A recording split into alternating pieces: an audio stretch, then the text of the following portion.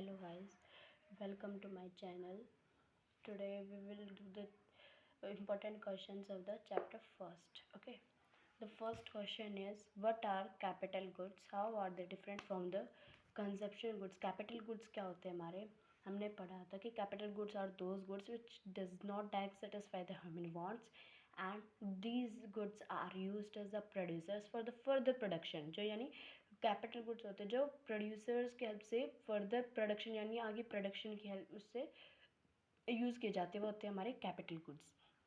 आगे क्वेश्चन में क्या बोला है, how are they different from the consumption goods. जो कैपिटल गुड्स होते हैं वो कंजप्शन गुड्स से डिफरेंट क्यों होते हैं, अलग क्यों होते हैं क्योंकि जो हमारे कंजप्शन गुड्स हैं वो हमारे क्या है, वो डायरेक्ट सेटिस्फाई करते हैं ह्यूमन वांट्स को.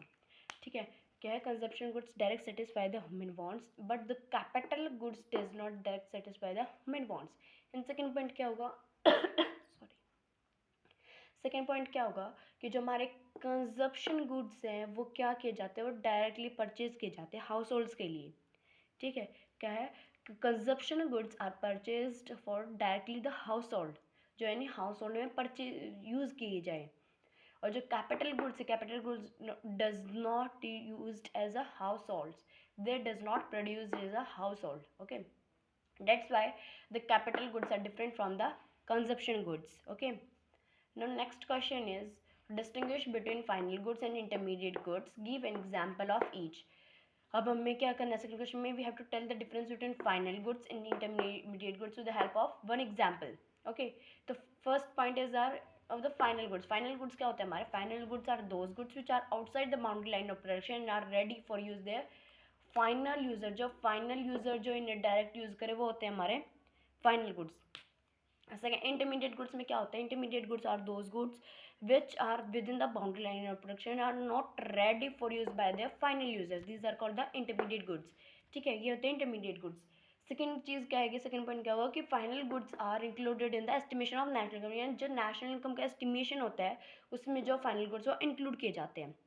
सेकेंड चीज़, intermediate goods are not included in the estimation of national income, जो इंटरमीडिएट गुड्स हैं वो इंक्लूड नहीं किए जाते एस्टिमेशन ऑफ नेशनल इनकम में.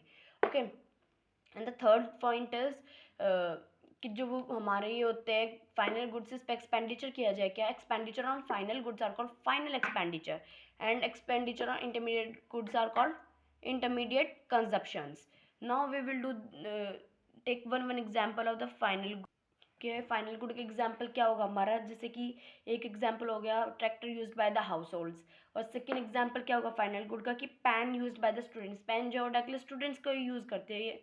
ठीक है, फिर सेकेंड एग्जाम्पल क्या बोलेंगे हम, इंटरमीडिएट गुड्स का. इंटरमीडिएट गुड्स का एग्जाम्पल क्या होगा, जैसे कि पेपर है, उसे मतलब कि पेपर है वो पहले पब्लिशर जो उसे उस पर प्रिंटिंग करता है.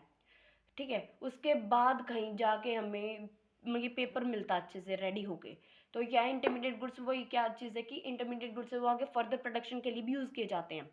ठीक है, तो क्या है, इंटरमीडिएट गुड्स का एग्जांपल क्या होगा कि भाई paper are used by the publisher in book printing. ठीक है तो जो हमारे इंटरमीडिएट गुड्स है वो इसलिए यूज़ किया जाता है. ठीक है, फिर है नेक्स्ट क्वेश्चन हमारा, distinguish between stock and flow, give an example of each. Stock and flow का डिस्टिंग्विश बताना हमने पहले तो पढ़ा था फाइनल गुड्स और इंटरमीडिएट गुड्स का. अब है हमें डिफरेंस बताना स्टॉक एंड फ्लो का और उसके एग्जांपल्स. ओके, तो स्टॉक, स्टॉक होता है क्या हमारा, stock is that quantity which is measured at a particular point of time, that is called stock. ठीक है, क्या होता है stock, stock is that quantity measured at a particular point of time. Example क्या होगा, स्टॉक का bank deposits हो गया, पॉपुलेशन ऑफ अ कंट्री वो भी एक पर्टिकुलर टाइम के अंदर ही मेजर की जाती है पॉपुलेशन जो कंट्री की वो. ठीक है, सेकेंड फिर आता है हमारा फ्लो. फ्लो क्या होता है, flow is that quantity measured at a specific period of time, जो हमारे स्पेसिफिक पीरियड ऑफ टाइम के अंदर जो हमारा कैलकुलेट किए जाए उसे बोलते हैं हम फ्लो. ठीक है, एग्जाम्पल क्या होगा फ्लो का, नंबर ऑफ बर्थ. ओके, जो नंबर ऑफ बर्थ एक स्पेसिफिक पीरियड ऑफ टाइम के अंदर ही कैलकुलेट किया जाता है. ओके, फिर सेकेंड पॉइंट क्या आएगा हमारा स्टॉक के अंदर कि स्टॉक जो हमारा टाइम डायमेंशनल नहीं है, stock is not the time dimensional but flow is the time dimensional. फिर थर्ड पॉइंट आता है स्टॉक के अंदर greater the stock of capital, greater is the flow of goods and services. जितना हमारा स्टॉक का जो स्टॉक ज़्यादा होगा उतना ही हमारा क्या है, गुड्स और सर्विसेज का फ्लो ज़्यादा होगा। ठीक है, फिर थर्ड पॉइंट क्या आता है फ्लो के अंदर, फ्लो क्या होगा हमारा, फ्लो ग्रेट क्या होगा फ्लो कि greater is the flow of income, greater is the stock of wealth with the people. क्या है, जितना हमारा फ्लो जो है इनकम का वो ज़्यादा होगा उतना ही क्या होगा हमारा जो वेल्थ है पीपल की वो भी स्टॉक में वो भी क्या होगा ज़्यादा, यानी greater is the stock of no sorry greater is the flow of income, greater is the stock of wealth with the people. ये होगा हमारा डिफरेंस स्टॉक एंड फ्लो का। ठीक है, एग्जाम्पल्स हमने कर लिए। अब नेक्स्ट हमारा क्या बोलते से नेक्स्ट क्वेश्चन है define gross investment. Gross investment क्या हमारा हमें बताना है, ग्रॉस इन्वेस्टमेंट की definition. What is so students what is the gross investment, let me tell. Gross investment क्या होता है हमारा, gross investment refers to the total production of capital goods during the year.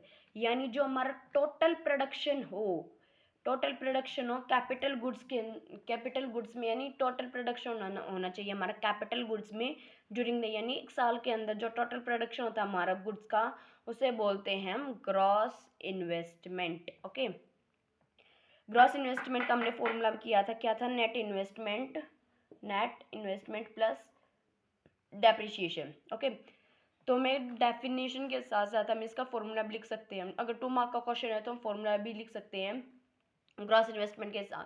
क्या है क्वेश्चन, क्या था हमारा कि define gross investment. Gross investment क्या है, तो gross investment refers to the total production of capital goods during the year. जो टोटल प्रोडक्शन की जाए कैपिटल गुड्स की वो होता है हमारा gross investment and its formula is net investment plus depreciation. Okay, 2 marks के अकॉर्डिंग की तरह चल जाएगा।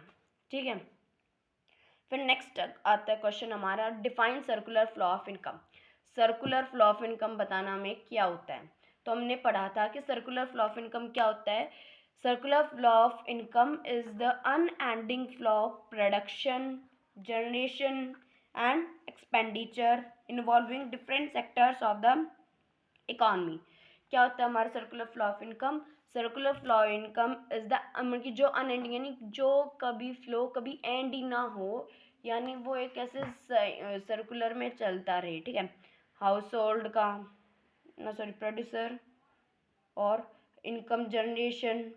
ठीक है, और एक थर्ड क्या होगा एक्सपेंडिचर का। ठीक है, क्या है मतलब कि ये फ्लो ऐसे कंटिन्यू ऐसे चलता ही रहे। ठीक है, प्रोड्यूसर के बाद क्या आएगा इनकम जनरेशन, फिर आएगा एक्सपेंडिचर। ठीक है, ये अनएंडिंग फ्लो जो कभी स्टॉप ना वो है हमारा सर्कुलर फ्लो ऑफ इनकम। फिर इसी के अंदर हम जो 3 phases of circular flow of income हमने किया था वो भी हम इसके साथ इंक्लूड कर सकते हैं। ये क्वेश्चन अप टू 5 मार्क्स के अकॉर्डिंग आता है। ठीक है, तो हमने 3 फेजेस ऑफ, और हमने ये भी पढ़ा था फेजेस ऑफ, इसी में लिखे हैं कि another name of the phases of income generation is also called the phase of distribution. ठीक है, ये हमने इसमें भी पढ़ा था सर्कुलर फ्लो ऑफ इनकम में कि हमने एक फ्लो चार्ट बनाया था कि भाई 3 फेजेस ऑफ इनकम जनरेशन का, तो उसे हम क्या बोल सकते हैं 3 फेजेस ऑफ डिस्ट्रीब्यूशन। ठीक है, उसे हम दूसरा नाम भी ये दे सकते हैं। ठीक है, फिर इसके बाद हमने पढ़ा था सिग्निफिकेंस, अजप्शंस पढ़े थे हमने सर्कुलर फ्लो ऑफ इनकम के, और सिग्निफिकेंस वो भी इस क्वेश्चन के अंदर इंक्लूड होंगे। अजप्शंस क्या थी हमारी, पहली ये थी कि जो हमारा 2 सर्कुलर मॉडल होता है उसमें क्या क्या होते हैं हमारे हाउस होल्ड होते हैं प्रोड्यूसर होते हैं, ये हमने पढ़ा था, और उसमें गवर्नमेंट सेक्टर जो इंक्लूड नहीं किया जाता डोमेस्टिक इकॉनमी में। और हमने एक ये पढ़ा था कि जो डोमेस्टिक इकॉनमी है वो हमारा क्या है closed economy, domestic economy is a closed economy, so there are no export. क्या वो डोमेस्टिक इकॉनमी और क्लोज्ड इकॉनमी है तो इसमें हमारा एक्सपोर्ट और इम्पोर्ट इंक्लूड नहीं होता। ठीक है, एक पॉइंट और हमने ये पढ़ा था कि जो हमारा हाउस होल्ड है वो अपनी एंटायर इनकम में अपनी पूरी इनकम को क्या कर देता है स्पेंड कर देता है, ताकि देर आर नो सेविंग्स, ताकि सेविंग्स ना हो सके। ये पढ़ा था हमने सर्कुलर फ्लो ऑफ इनकम में। तो these are the main things which we have done in the circular flow of income and they all we have to write in this question। और बची अब सिग्निफिकेंस क्या होते हैं हमारी, 2 सिग्निफिकेंस होते हैं सर्कुलर फ्लो ऑफ मॉडल की। पहली है estimation of national income and the second is knowledge of intersector independence. First estimation of national income. Estimation of national income में हमने क्या पढ़ा था कि भाई ये सर्कुलर फ्लो जो हमारा वो फैसिलिटेट करता है नेशनल इनकम को। हमने पढ़ा कि नेशनल इनकम हम नेक्स्ट थर्ड चैप्टर में पढ़ेंगे, ठीक है। तो क्या है एस्टिमेशन ऑफ नेशनल इनकम, जो सर्कुलर फ्लो हमारा फैसिलिटेट करता है एस्टिमेशन ऑफ नेशनल इनकम को। फिर सेकेंड सिग्निफिकेंस था हमारा नॉलेज ऑफ इंटरसेक्टर इंडिपेंडेंस। उसमें क्या है, a circular flow model understand dependence among different sectors of the economy. क्या circular flow sorry knowledge of intersector independence में क्या आएगा कि जो हमारा सर्कुलर फ्लो है वो हेल्प करता है हमारी जो इंटरडिपेंडेंस है अलग अलग सेक्टर्स में इकोनॉमी के, उसको अंडरस्टैंड यानी समझने में, ठीक है। फिर नेक्स्ट क्वेश्चन है हमारा define depreciation reserve fund. Depreciation reserve fund क्या होता है? डेप्रिसिएशन रिजर्व फंड वो होता है जो हमारे प्रोड्यूसर्स जो हैं वो क्या करते, कैप्ट करते as a reserve fund. This is called the depreciation reserve fund. Okay, so these 6 questions are very very important to this chapter. Please do it carefully and note down these questions. These are very important. And thank you for watching my video. If you like the video, please like, share and subscribe my channel, and please also press the bell icon. Thank you. In the next class we will do the third chapter. Thank you guys.